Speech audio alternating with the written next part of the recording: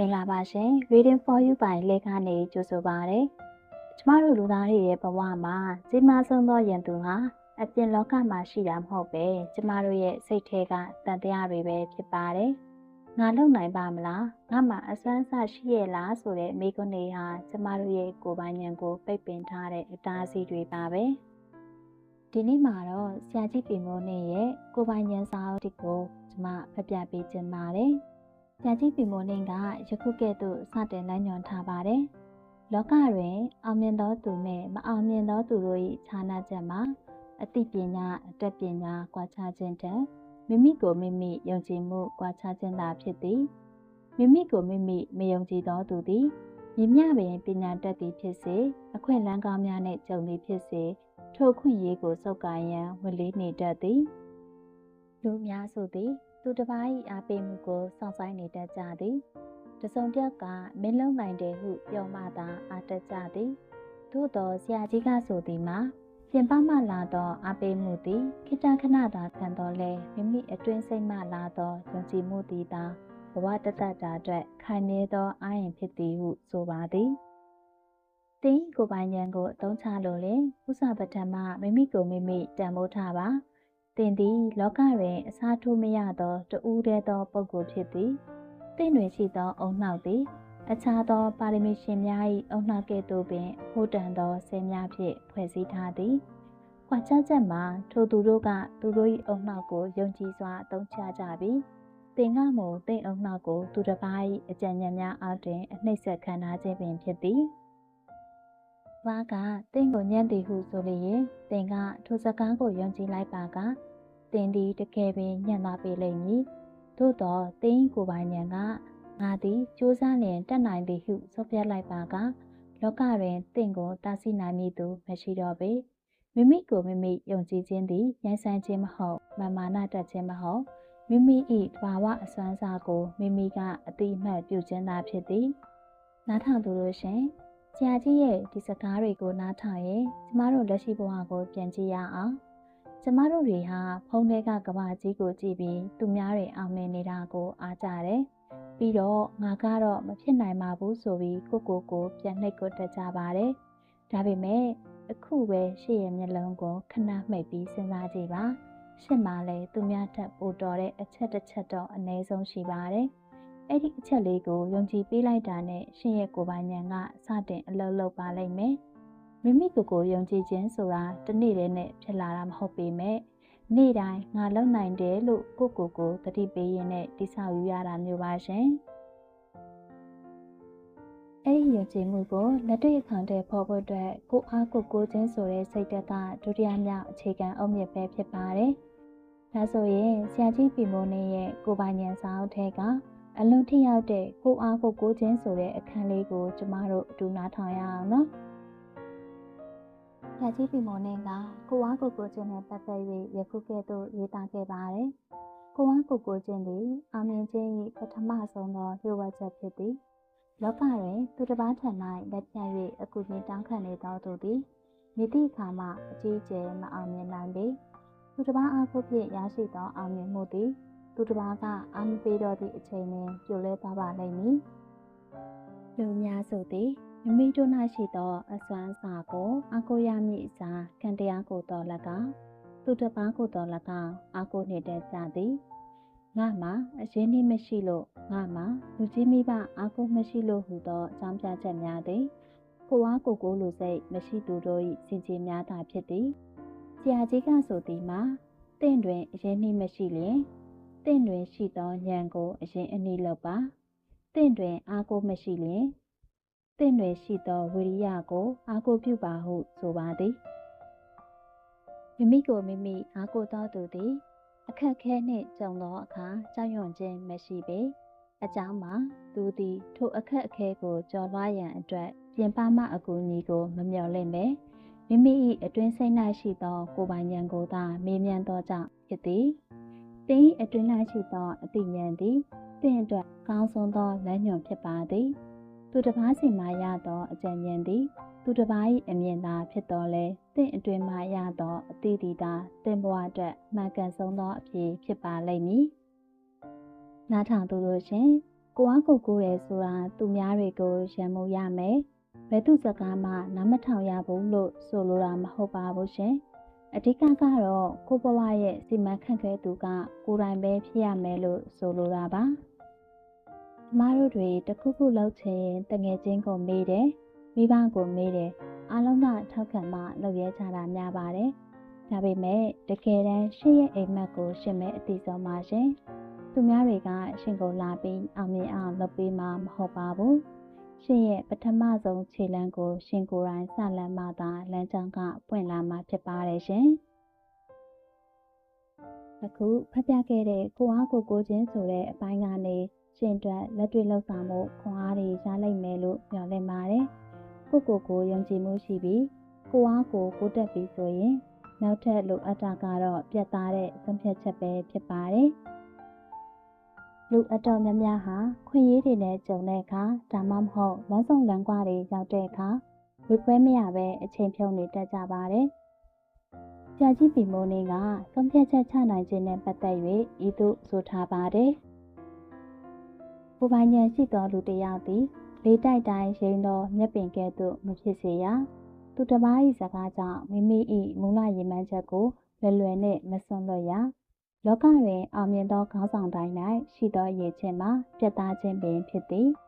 လူအများစုမှာသူတစ်ပါးဘာပြောမလဲဟုသောဝေဖန်မှုကိုကြောက်ရွံ့၍မိမိ၏ဆုံးဖြတ်ချက်ကိုခဏ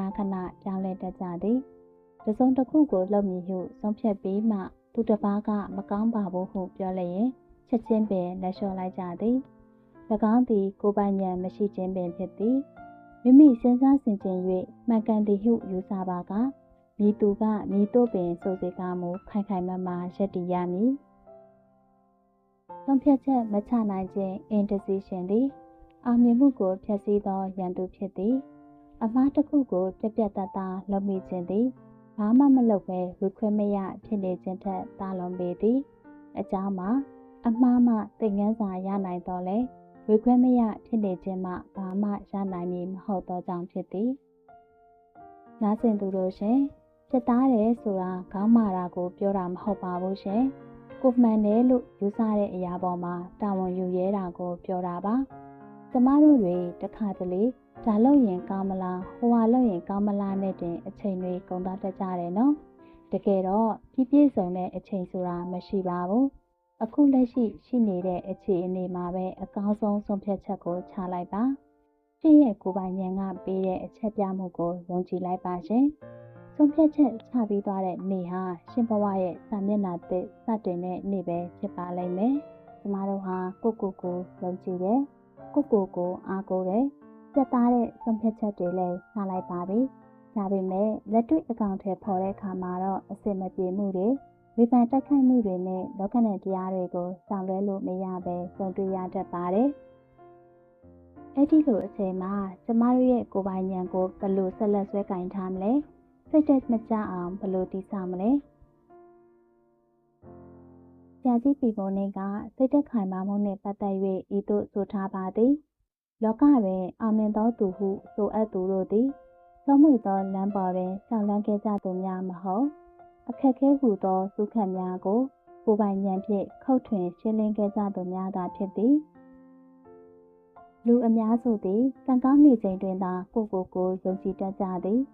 အခက်အခဲနှင့်ကြုံလာရသောအခါတွင်မူ